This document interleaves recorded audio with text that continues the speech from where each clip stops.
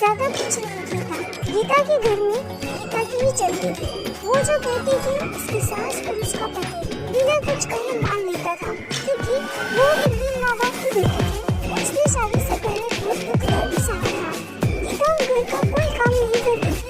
उसके घर का सारा काम उसका पति और उसकी सास करती थी और कुछ काम उसकी बेटी भी करती थी। गीता तो रोज अपना पर्स लेकर बाहर घूमने चली जाती थी। गीता को कोई कहता भी नहीं था कि वो इस तरह रोज बाहर न जाए या घर का काम करे। घर का काम उसका पति और उसकी सास कर लेती थी। लेकिन एक सास ने कहा कि बेटा गीता को ना टोको तो उसको समझाओ कि इस तरह रोज बाहर जाना सही नहीं होगा। हाँ वो बाहर जा सकती है, अगर कभी कभार जाए तो ठीक है, लेकिन अगर वो इस तरह रोज बाहर जाए तो हमारे समाज के लोग क्या करेंगे। ये सब सुन के गीता का पति बहुत परेशान रहने लगा। उसे समझ ही नहीं आता था कि वो करे तो क्या करे। अगर वो गीता को कुछ कहता था तो गीता नाराज हो जाती। उसे समझ ही नहीं आता कि वो करे तो क्या करे। वो गीता को कुछ ज्यादा बोल भी नहीं सकता था और वो ना ही माँ की बात टाल सकता था।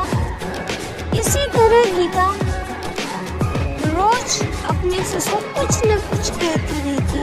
घर में कुछ भी करना हो गीता की ही चलती थी। वो अपने पति और अपनी सासू को बहुत बातें सुनाती थी। अगर उनसे कोई काम ठीक से नहीं होता तो भी वे उन्हें डांट लगाती थी। फिर भी उसका पति और उसकी सास चुपचाप उसकी सारी बातें सुनते रहते थे। ये सोचकर कि कभी ना कभी गीता को एहसास होगा कि वो जो व्यवहार करती है वो सही नहीं है। हम उसे लाड़ प्यार करते हैं, इसका मतलब ये नहीं कि वो हवा में उड़ने लगे। पर ये बात कभी उसके ससुर ने और उसके पति ने उसके मुंह पर नहीं कही। उन्हें सिर्फ इसी बात का विश्वास था कि कभी न कभी उसे इस चीज का एहसास होगा। एक दिन ऐसे ही गीता अपनी सहेली रश्मि से मिलने जाती है। वो दोनों काफी दिनों के बाद मिलती है। रश्मि उसको सारी बातें बताती है कि कैसे उसकी ससुर उस पर अत्याचार करती है और उसका पति भी उसकी सास की मदद करता है। उसे कुछ नहीं कहता। उसकी सास उसके पति को उसके खिलाफ भड़काती भी रहती है। वो चाहे कितना भी काम कर ले, कितनी भी अच्छे तरीके से घर की सारी साफ सफाई करे, सारा काम करे, फिर भी उसकी सासू उसमें नोकझोंक निकाली देती थी और उसका पति भी उसकी माँ का साथ देता था। जब ये बात रश्मि ने गीता को बताई तो गीता को एहसास हुआ कि वो तो अपने पति और अपनी सासू के साथ इतना बुरा व्यवहार करती है, घर का कोई काम नहीं करती, फिर भी उसकी सासू और उसका पति उसे कुछ नहीं कहता।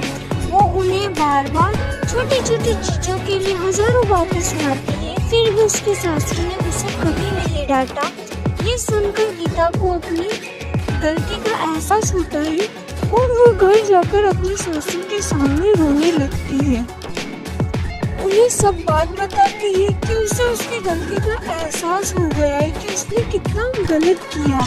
तब उसकी सास उसे कहती है कि बेटा रो मत, हमें विश्वास था कि तुम्हें एक न एक दिन अपनी गलती का एहसास होगा और तुमने गलती चाहे कैसे भी की हो, लेकिन तुम्हें अपनी गलती का एहसास हो गया, बस यही बड़ी बात है।